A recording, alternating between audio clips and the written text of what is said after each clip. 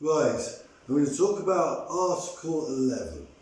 Starts like this. L'Italia ripudia la guerra come strumento di difesa alla libertà degli altri popoli e come mezzo di risoluzione delle controversie internazionali. Okay, first thing to mention is it says Italy. It doesn't say La Repubblica or Lo Stato.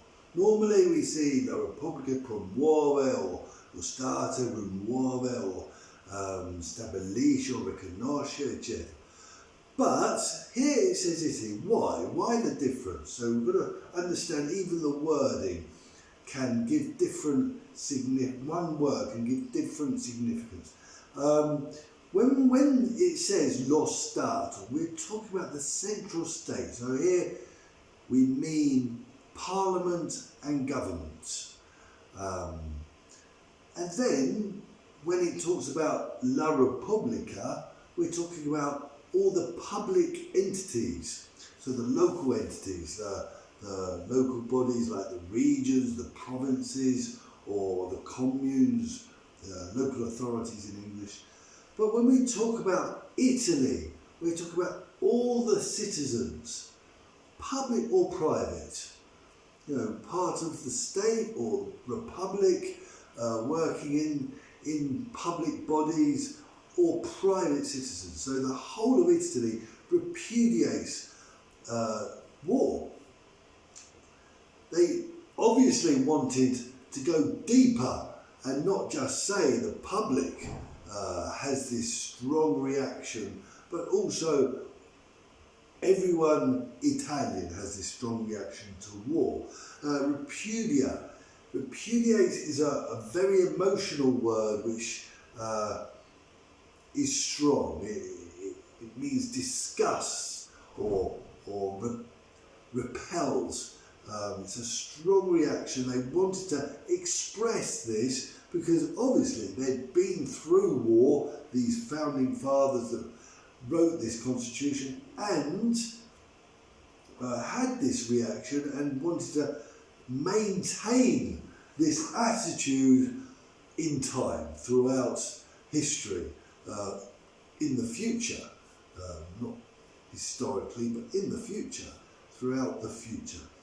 So, and then it says, come strumento di difesa alla libertà. So every nation, degli altri popoli, every nation, all the other peoples are self-determining.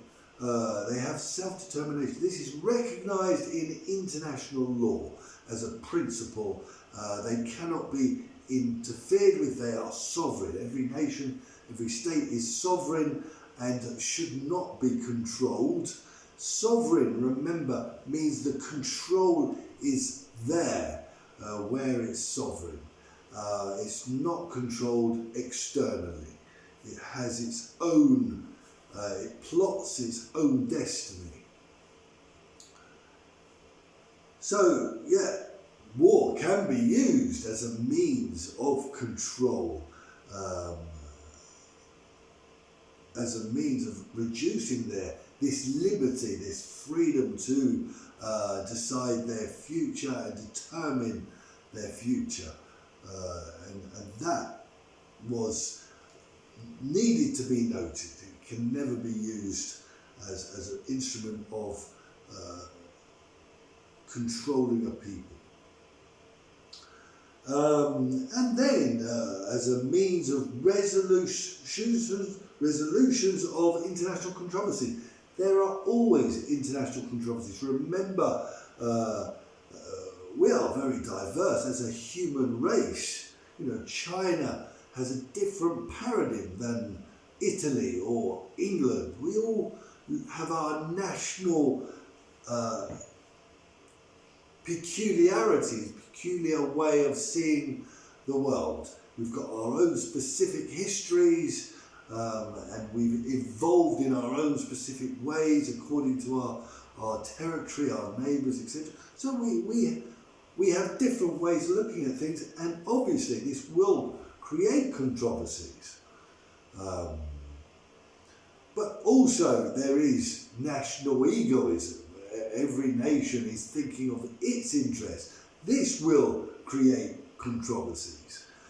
Just to think of some controversies, for example, between Greece, the Greek state, and the United Kingdom state, over the marbles, over these famous marbles which are in the British Museum and which the Greeks say was stolen from them, and they want them back. And this is a controversy. China has a controversy, an international controversy with Japan over islands. They both claim these islands, and difficult to resolve them. England's got a lot because it has had a lot of international activity in the past. And for example, the Falkland Islands are claimed by Argentina and are British at the moment. Gibraltar is claimed by Spain and is British. Northern Ireland by Ireland and is British, etc. So we always have these controversies. We had them, for example, with Iceland. We had Iceland Icelandic fishermen fishing in our waters, and we even sent warships to confront them at one point. So these controversies will happen, and here we see the Italians want to resolve these controversies without using force, without using the instrument of war. There are other ways. We can talk. Maybe we can refuse to do trade with another country, have sanctions, but we should not use war. That's the point. This is a little bit different from England because here it says we should never use war. By the way, they don't mean never, because there is later on in the Constitution a duty of every citizen to defend the patria, the country, the nation, from attack. So self-defence is allowed, it's permitted. And also this is an international principle. Self-defence is justifiable reason for going to war. Everybody has the right to self-defence. So that's the occasion, that's the context in which Italy would permit war. But other than that, it doesn't allow war, and this is very different from the UK. For the UK, to go to war is not so difficult legally. It hasn't got such difficult obstacles. It doesn't even need the Parliament to declare war. It just needs the Prime Minister to advise the Queen that it should be done, and then we can go to war, which is a very low bar. And we did go to war with the Falklands, not with the Falklands, with the Argentinians, because over the Falklands, because Argentina had invaded the Falklands. You could say this is self-defence because they are a British territory, but was it self-defence because the Argentinians, obviously they hadn't attacked anyone, hadn't killed anyone. The Falklands wasn't full of British military, so you could argue that it needed diplomacy, needed a lot of talking, and we didn't do that. And this article would have meant there would be a lot of talking, and you needed to demonstrate you are defending yourselves from attack, a real attack, not just being present, shall we say. So, the English, or the British have gone to war over a quite low bar, and we can think of also Iraq or Afghanistan. In Afghanistan, for example, the Italians did take part, and they can take part in peacekeeping missions or missions to preserve the peace and stability of the world, as the United Nations writes in its charter. So they did, the Italians did train the local police in Iraq as well as in Afghanistan. The Carabinieri went and did that, but they didn't fight. They didn't use bombs and guns, and the British did do that. So we have this mechanism available, much more than the Italians. Then it continues. Consente in condizioni di parità con gli altri stati alla limitazione di sovranità necessaria ad un ordinamento che assicuri la pace e la giustizia fra le nazioni. Okay, so this goes further than just complying with international law. Remember, in Article 10 it says Italy complies with international law, which we established was when we do international treaties, or if there's a tradition, it becomes part of a culture that's repeated over time.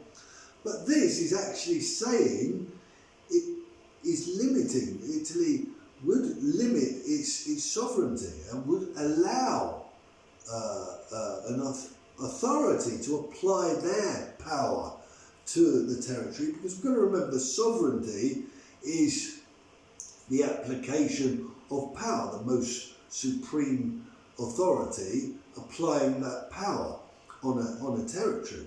And it's saying it would limit it, so it does recognise and also permit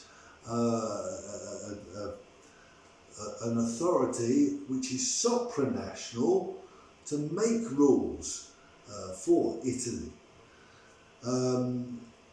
As long as that body, that judicial system, ordinamento, is there to assure peace and justice. Now we can think of United Nations. The United Nations exists to protect the peace and stability of the world. That is in their charter. And that's the only reason the United Nations can go to war. It can be authorised by the Security Council that the world attack a state, because to preserve the peace and security of the world. So here, Italy does recognise the authority of the United Nations to make rules for it, that they must be respected. It's not just creating a treaty with the United Nations. Also, the United Nations can apply its rules on the Italian territory. It consents to this.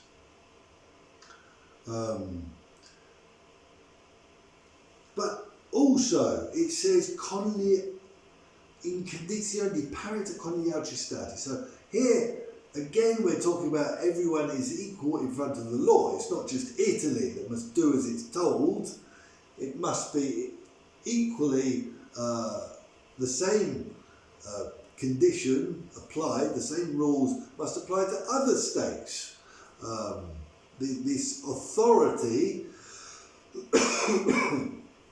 must be democratic. Must be all the states are equal in front of the law. This part of the article also is considering the European Union. The European Union is a place where the member states share sovereignty in the institutions like the Parliament or the Council of Ministers, or the government, the Commission, and apply that on the member states' territory directly. European regulations are automatically and directly applicable to a member state territory, to all the member state territories. So all the member states must equally respect these regulations. These regulations do not need to be received, be approved by Parliament. They're automatically applicable.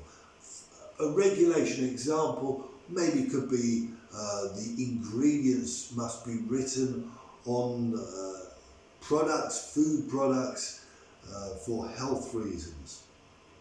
But also the European Union have directives. They can direct the member states to harmonise their judicial systems in a certain way.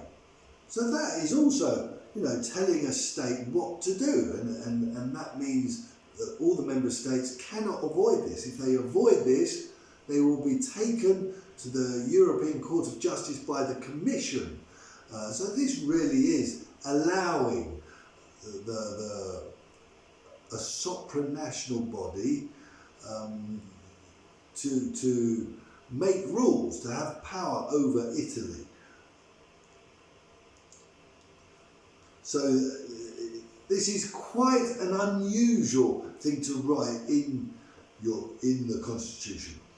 But it doesn't, it says consent, it says it permits, so it doesn't oblige Italy to be a member of the United Nations or the European Union. It's only a way of allowing Italy to enter into these relationships, into these ordinamenti, these judicial systems.